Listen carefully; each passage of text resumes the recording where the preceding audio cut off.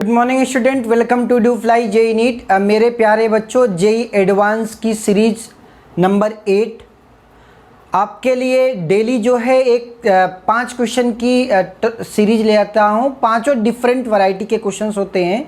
So let us talk about question number 1, जो कि 2016 JEE advance का क्वेश्चन है, फ्रिक्शन से आया है।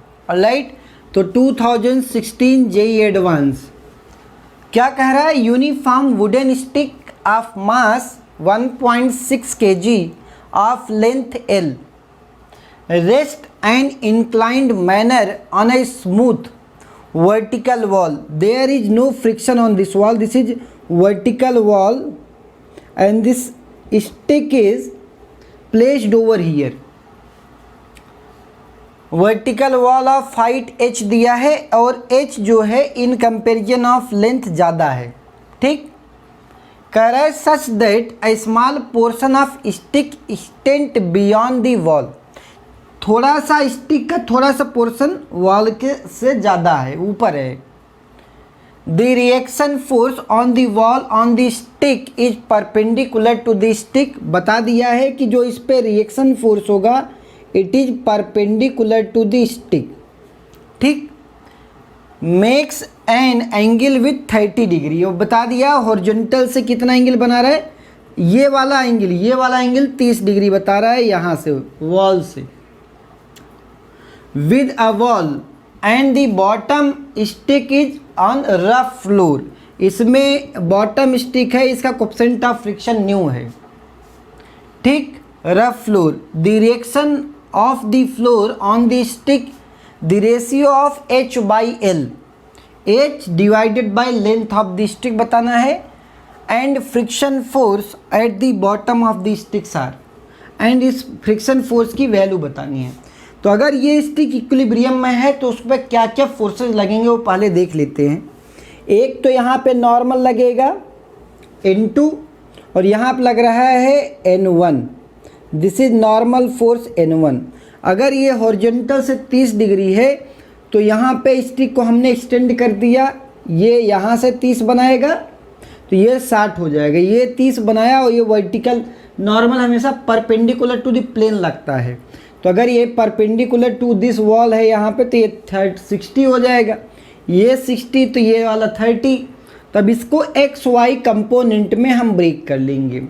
N1 cos 30 यहाँ पे x डायरेक्शन में इधर, और यहाँ पे फ्रिक्शन फोर्स इस डायरेक्शन में।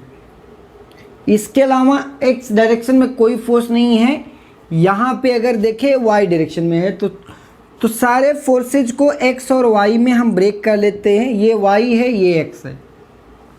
तो पहला इक्वेशन जो मिलेगा, और ये इक्विलिब्रियम में है बताया है, इसका मतलब N1 cos 30 is equal to, इधर ये फोर्स लग रहा है और यहाँ पे फ्रिक्शन फोर्स किधर लगेगा, इस डायरेक्शन में लगेगा। अब इस फ्रिक्शन फोर्स की वैल्यू कितनी होगी, म्यू इंटू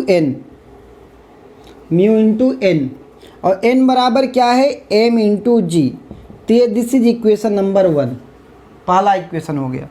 दूसरा इक्वेशन अगर हम y डायरेक्शन में इसको ब्रेक करें, y डायरेक्शन में, तो N1 cos 30 इधर, तो N1 sin 30 वर्टिकल वाला, तो यहाँ पे N1 sin of 30 degree, this is vertical.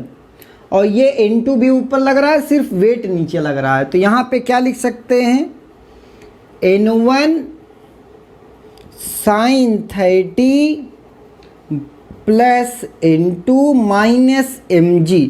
Minus mg क्यों? क्योंकि वेट डाउनवर्ड लग रहा है, is equal to 0। This is equation number 2। Third equation की बात करते हैं। थर्ड इक्वेशन बेसिकली इस पॉइंट के अबाउट टॉर्क लिया जाएगा। दो फोर्स बैलेंस कर लिए, एक टॉर्क, क्योंकि अगर कोई भी बॉडी, कोई भी ऑब्जेक्ट अगर इक्विलिब्रियम में है तो summation of all the forces must be 0 and summation of all the torque must be 0। ये दो कंडीशन होनी चाहिए। तो अगर पॉइंट O के अबाउट टॉर्क अगर हम बैलेंस करें तो यहाँ पे कौन कौन से फोर्स, अगर यहाँ पे देखें तो mg लग रहा है, और ये लेंथ कितना है, it is approximately L/2। L/2 ये वाला अगर ये वाला अगर 30 है तो ये वाला 60 हो जाएगा। तो L/2 cos ऑफ 60 ये परपेंडिकुलर डिस्टेंस हो जाएगी इस फोर्स की, और वो भी अगर इस पॉइंट के अबाउट है तो क्लॉकवाइज मोमेंट जनरेट करेगा। तो m into G into L/2 cos of 30 this will generate clockwise moment.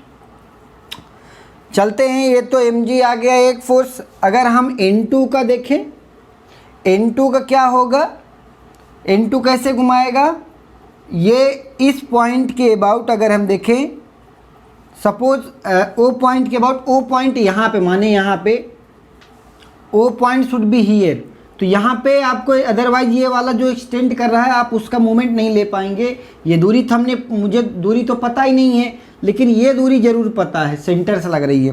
तो summation of all the torque about O must be 0। तो m into G into L/2, यहाँ पे ये ले सकते हैं, और ये 60 है, तो m into G into L/2 cos of 60 degree.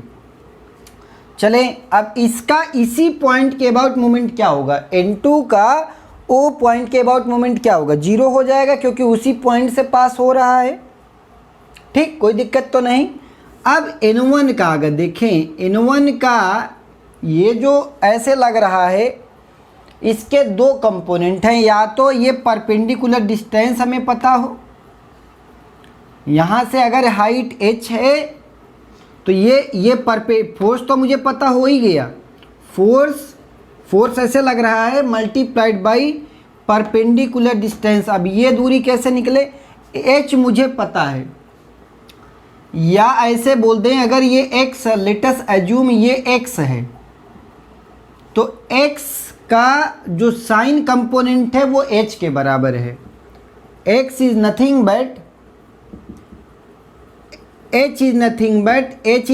But x cos of x sine of, this is cos 30 and this one is sin 60। Alright, ये अब हमें क्या चाहिए था, this is the value of h, x cos 30 x sin 30, या फिर ऐसे अगर करें तो ये इसी वाले कंपोनेंट पे पकड़ें, x cos 30 h is nothing but direct ये h की वैल्यू क्या लिख सकते हैं, x cos ऑफ 30 डिग्री लिख सकता हूँ। तो x की वैल्यू क्या होगी, h/cos ऑफ 30, कोई दिक्कत तो नहीं यहाँ पे। अब x की वैल्यू आ गई, तो हमें n1 मल्टीप्लाइड बाई x करना है। ऑलराइट, सो माइनस यहाँ पे अगर देखें तो क्या हो जाएगा, n1 into x is nothing but h cos of 30 degree must be 0, this must be 0। और ये क्वेश्चन में बताया है कि n1, 3 इक्वेशन हमारे पास हो गई, 3 इक्वेशन हो गई, और क्या बताया है, n1 और n2 दोनों बराबर है, this is n1 equal to n2। अगर n1 इक्वल टू n2, यहाँ पे एक बात बता रहा है कि अगर n1 n2 दोनों बराबर हैं, ठीक, तो हमें ये h/l का रेशियो बताना है। तो अब 3 इक्वेशन, अगर n1 के जगह n2 जहाँ है वहाँ n1 लिख देते हैं, जहाँ n1, अब सारा क्वेश्चन n1 में आ गया।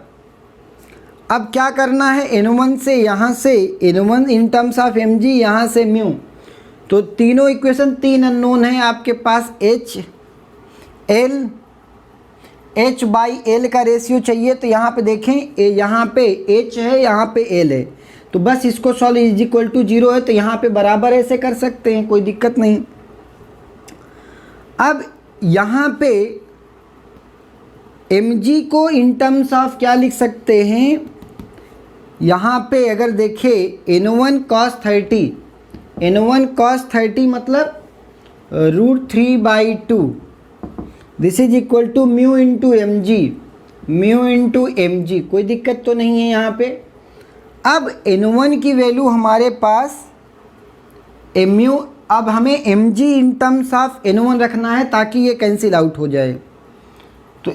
mg की डिवाइडेड बाई म्यू हो जाएगा, डिवाइडेड बाई म्यू mg के जगह पे। तो mg के जगह पे क्या लिख सकते हैं, n1 divided by mu under root of 3/2 into L/2 cos 60 means 1/2, यहाँ पे n1 इंटू h अपन cos 30 मतलब √3/2 cos 30, yes everything is okay, yes cos 30 √3/2 2 ऊपर चला गया। अब n1 कैंसिल आ जाएगा, यहाँ पे देखें h है, यहाँ पे l, तो 2 2 जा 4, देखें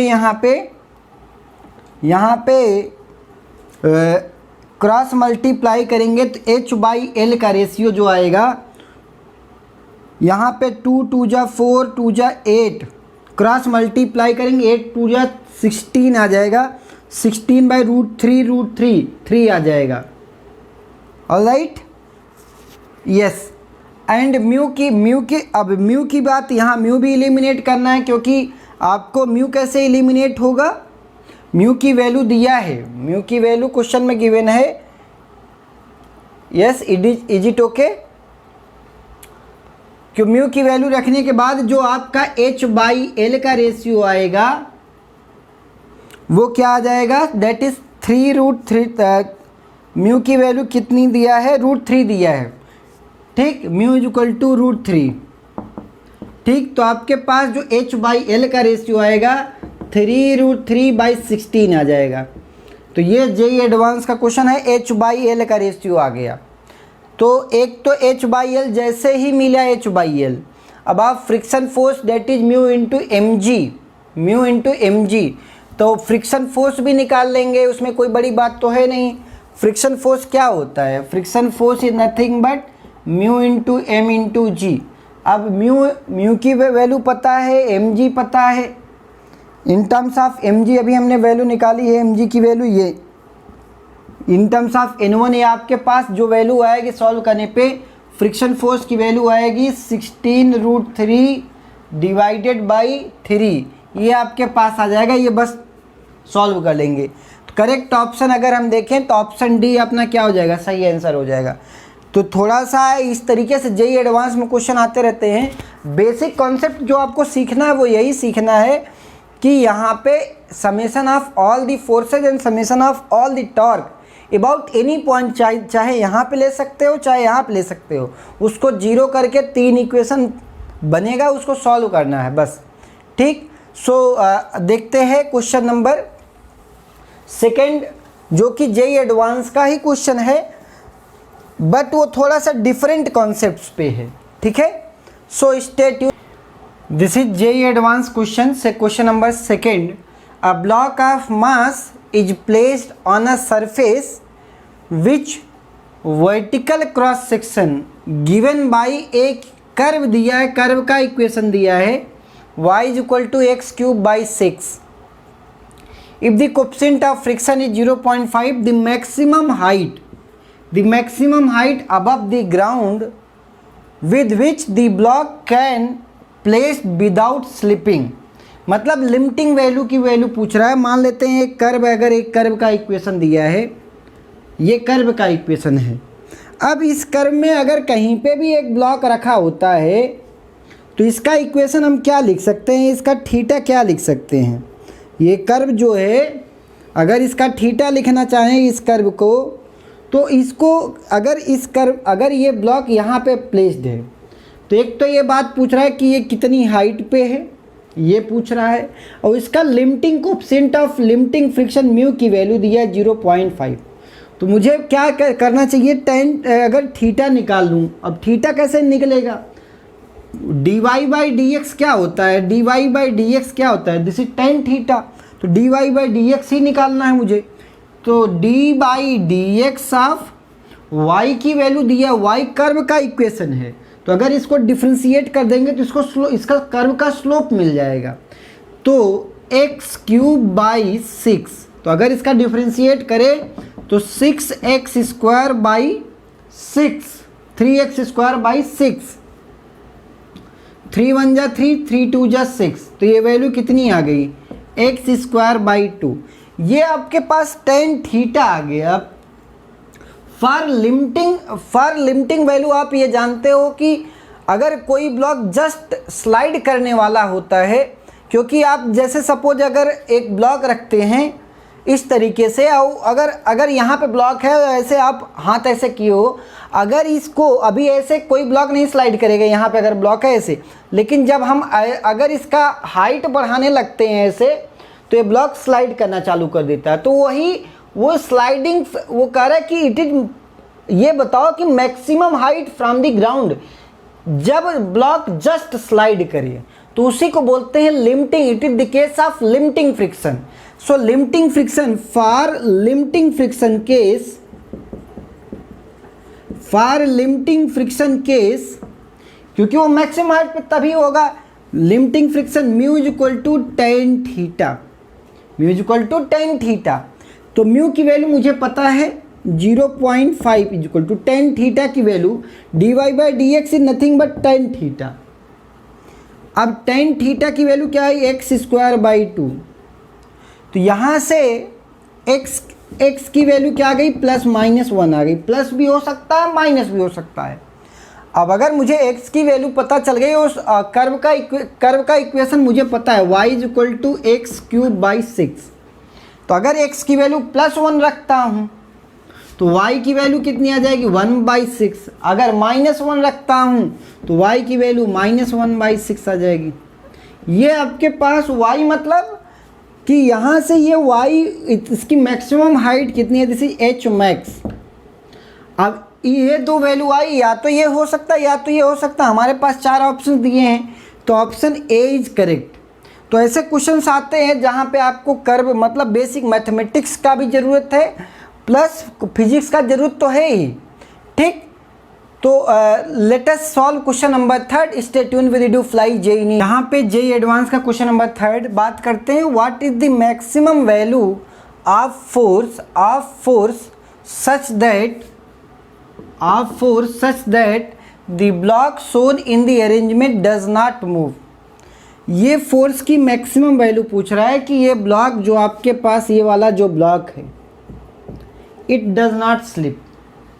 तो कौन कौन से फोर्सेस लग रहे हैं पहले वो हम निकाल लेते हैं। अगर ये एफ फोर्स है तो एफ कॉस ऑफ 60 डिग्री, और एक वर्टिकल फोर्स इसका होगा एफ साइन ऑफ 60 डिग्री।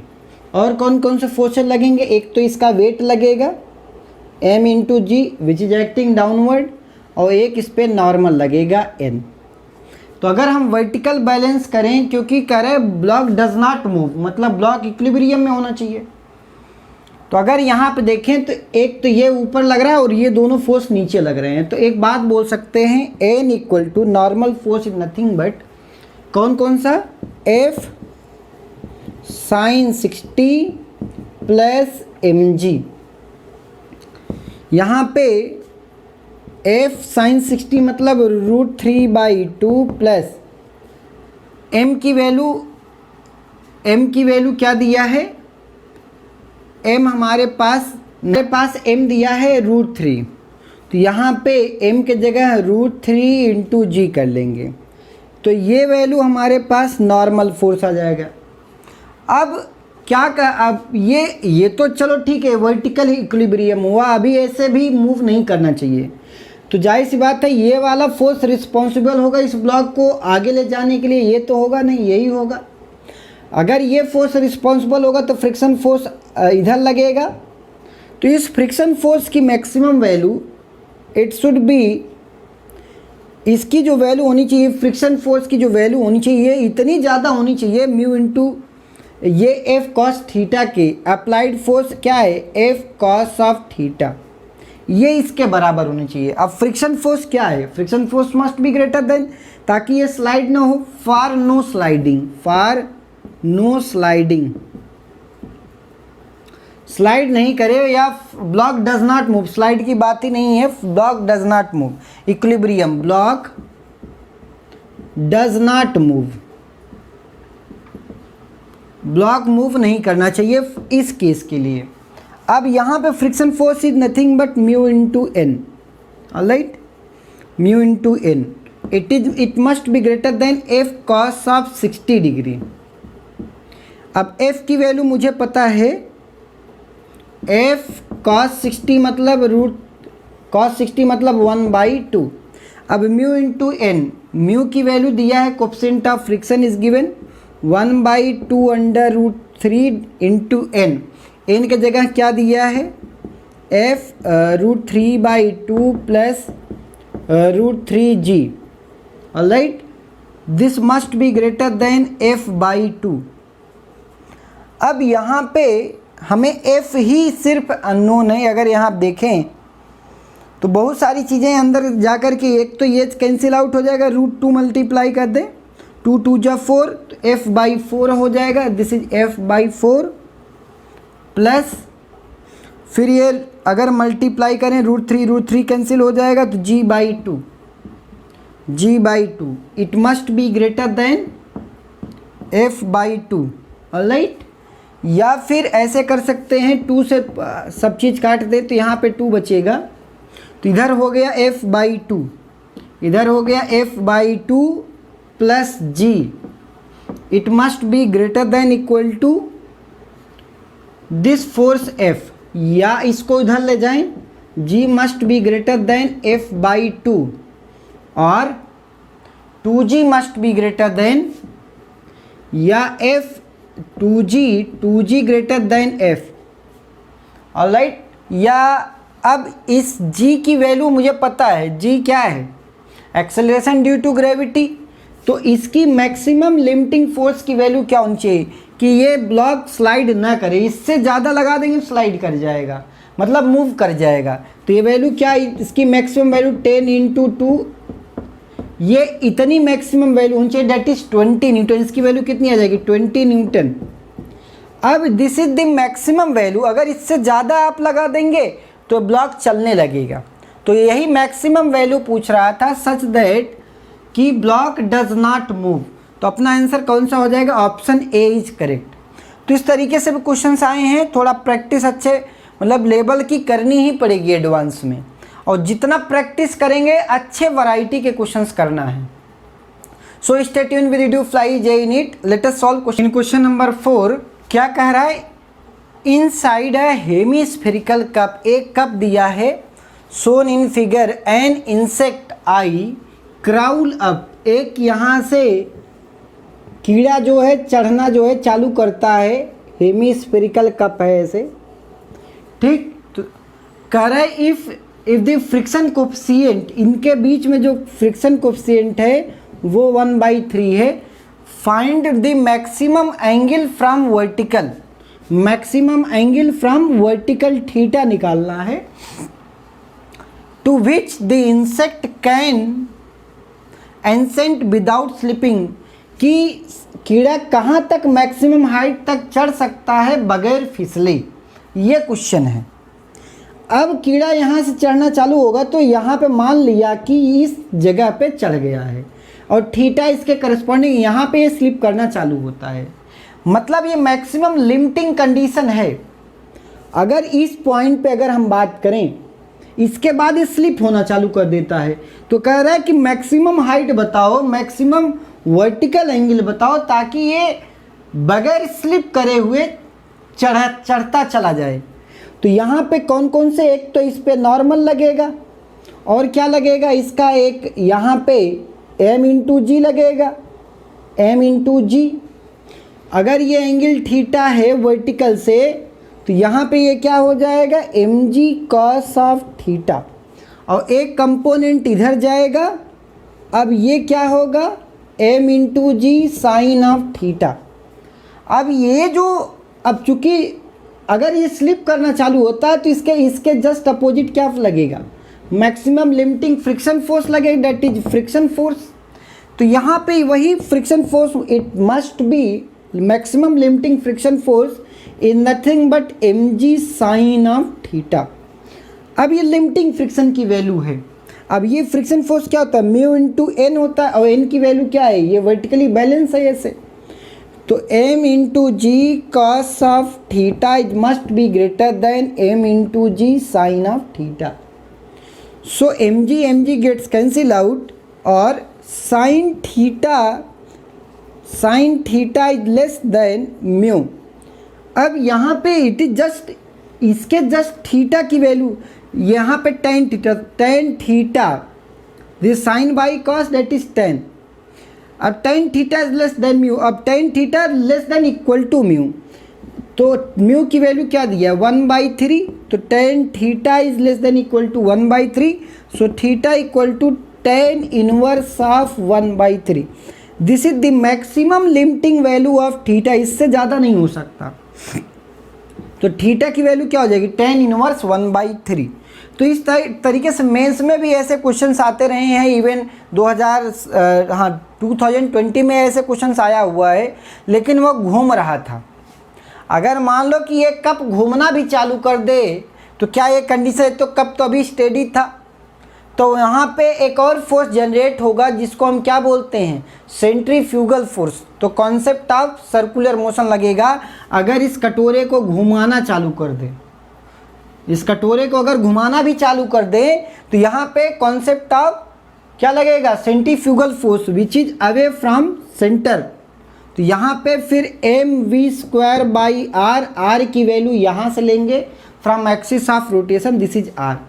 फिर यहाँ पे उसका कंपोनेंट लेकर के एक और ये कॉन्सेप्ट जनरेट करेंगे, फिर वहाँ पे पूछेगा कि मैक्सिमम ओमेगा कितना होगा, मैक्सिमम ओमेगा कितना होगा कि ये स्लिप करना चालू कर देगा। तो वो भी कॉन्सेप्ट सर्कुलर मोशन से आता है, तो बस उसको ये फोर्स एडिशनल ऐड करना था, वो कुछ नहीं करना है। So stay tune with do fly JEE NEET. So start discussing with question number 5। So in question number 5 करे एक circular disc with groove along its diameter. एक सर्कुलर डिस्क है, यहाँ पे एक ग्रूव काटा गया है, ऐसे समझे एक सर्कुलर डिस्क है, उसमें एक डायामीटर के लॉन्ग एक जो है खांचा काट दो, ठीक है। Placed diameter is placed horizontally, ठीक है। A block of mass m1 kg is placed as shown. यहाँ पे एक मास इस ग्रुप में रख दो यहाँ पे, ठीक। The coefficient of friction between block and all surface of the group in contact mu is equal to दिया है 2.5। The disc has acceleration of, disc जो है ऐसे एक्सेलरेट कर रही इस डायरेक्शन में 25 मीटर पर सेकेंड स्क्वायर से। Find the acceleration of the block with respect to disc. इस ब्लॉक का डिस्क के रिस्पेक्ट में एक्सेलरेशन बताना है। तो आपने क्या पढ़ा है, आपने पढ़ा है कि इस पर कौन कौन से फोर्सेस लगेंगे। एक तो नॉर्मल, अगर डिस्क ऐसे रखा है तो एक नॉर्मल लगेगा ऊपर की तरफ, अगर मास ऐसे इस पर प्लेस्ड है तो लेट अस सपोज n1 की वैल्यू किसके बराबर है, mg के बराबर है। This is normal which is acting perpendicular to this surface, which is acting perpendicular to this surface, ठीक, परपेंडिकुलर टू दी सरफेस। और इसकी वजह से फ्रिक्शन लगेगा। जो नॉर्मल आता है उसके अगर ये इधर जाएगा तो इस पर कौन कौन से फोर्सेज आएंगे वो देख लेंगे, ठीक।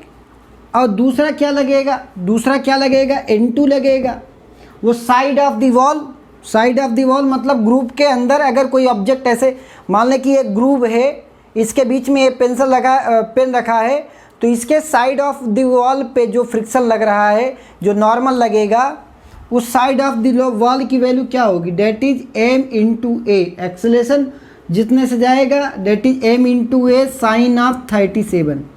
अब 37 की ये वैल्यू कहाँ से आ रही है देखें, इसके लिए बताया है थीटा की वैल्यू यहाँ पे ये होता है 3, 4, 5, ये 37, तो साइन 37 की वैल्यू 3/5। साइन 37 मतलब थीटा की वैल्यू ये 37 दिया है। अब ये आता है कि हमारे पास रिलेटिव एक्सेलरेशन बताना है ब्लॉक का विद रिस्पेक्ट टू डिस्क। तो आपने पढ़ा है क्या, F net equal to m into a r, relative motion की बात कर रहे हैं। तो यहाँ पे हमारे पास अगर ये पूरा डिस्क 1 kg पूरा डिस्क इधर मूव कर रहा है तो यहाँ पे हमें रिलेटिव मोशन एफ नेट क्या क्या होगा वो देखना होगा। तो एक तो m इंटू ए लगेगा, m into A minus mu into N1 minus mu into N2 divided by M, this is nothing but AR। अब माइनस ये सब फ्रिक्शन फोर्स हैं, ये एक्सेलरेशन है m इंटू ए, अगर इस डायरेक्शन में जा रहा है तो इसका जो एक्सेलरेशन होगा ये m इंटू ए। लेकिन ये बात है कि ये अभी हमारा तो ये इसमें स्लाइड करेगा, अगर ये 37 है तो ये भी 37 होगा, तो इसका एक कंपोनेंट लिया जाएगा m इंटू ए, यहाँ पे एम ए कॉस ऑफ 37 लिया जाएगा। क्योंकि ये जो ब्लॉक है वो इसमें भागेगा ना, इसे ब्लॉक तोड़ के तो ग्रुप को तोड़ के तो आएगा नहीं, तो इसी में भागेगा, तो m into A cos of 37 इसके लॉन्ग प्लस इस पर फ्रिक्शन फोर्स कौन कौन सा लगेगा, अगर इधर भागे तो फ्रिक्शन फोर्स नीचे की तरफ, date is mu into N1, ठीक। और दूसरा क्या लगेगा, साइड ऑफ द वॉल की भी वजह से जो फ्रिक्शन लगेगा माइनस म्यू इंटू N2। अब बात ये आती है कि सब वैल्यू m की वैल्यू पता है 1 kg, एक्सेलरेशन की वैल्यू पता है 25, माइनस म्यू की वैल्यू पता है 2/5 into N1 is nothing but m into g. So m की वैल्यू 1, g की वैल्यू 10 ले लेते हैं, माइनस म्यू की वैल्यू 2/5 इंटू N2 की value m into a sine of 37। यहाँ पे साइन 37 कैसे ले लिया, साइड ऑफ द वॉल है, तो अगर ये कॉस 37 इधर इस साइड में है, एम ए कॉस 37, तो साइड ऑफ द वॉल मतलब इसके जस्ट परपेंडिकुलर जो सरफेस होगा, यहाँ पे क्या है 2/5 साइन 37 की value a 2/5, that is m into a 1 into a की वैल्यू 25 इंटू साइन 37 की value 3/5, so 3/5 divided by mass, that is 1। यहाँ से m से डिवाइड कर देंगे तो ये सब बहुत सारी वैल्यू कैंसिल आउट हो जाएगी, मास की वैल्यू 1 kg है ही, तो यहाँ पे AR मिल जाएगा। AR की वैल्यू कितनी आ जाएगी, इसको सॉल्व करेंगे तो आपके पास ये 20/5 दैट इज 4, यहाँ पे 4 हो गया, यहाँ पे कितना आ जाएगा 5 × 5 = 25, 5 5 कैंसिल, 3 दूनी 6, तो यहाँ पे 15। ऑलराइट, तो ये आपके पास यहाँ पे m इंटू ए कॉस 37 भी तो है, कॉस 37 4/5, तो ये वैल्यू कितनी आ जाएगी 5 और 20 माइनस 20 माइनस 10, तो आपके पास आंसर कितना आ जाएगा 10 मीटर पर सेकेंड स्क्वायर। सो इसका आंसर क्या हो जाएगा 10 मीटर पर सेकेंड स्क्वायर। तो इस तरीके से ये क्वेश्चन अच्छा था, मतलब दो फ्रिक्शन का भी कॉन्सेप्ट था, रिलेटिव मोशन का भी कॉन्सेप्ट था। तो मेरे प्यारे बच्चों, अगर आप जेई एडवांस की प्रिपरेशन साथ साथ करिएगा, चूँकि जेई मेंस अभी पोस्टपोन हुआ है अप्रैल का, तो आपको सफिशिएंट टाइम मिला है एडवांस के लिए, आराम से तैयारी करें। 1 से ये मान चलो 15 मई तक कोई एग्ज़ाम नहीं है, 15 मई के बाद ही देखा जाएगा। तो अच्छे से तगड़े से तैयारी करें, कोई भी हेल्प हो, कुछ भी ज़रूरत हो, कहीं कोई दिक्कत हो रही हो फिजिक्स को लेकर के, तो आप चैनल पे कमेंट कर सकते हैं। तो आज के लिए बस इतना ही। Thank you all of you.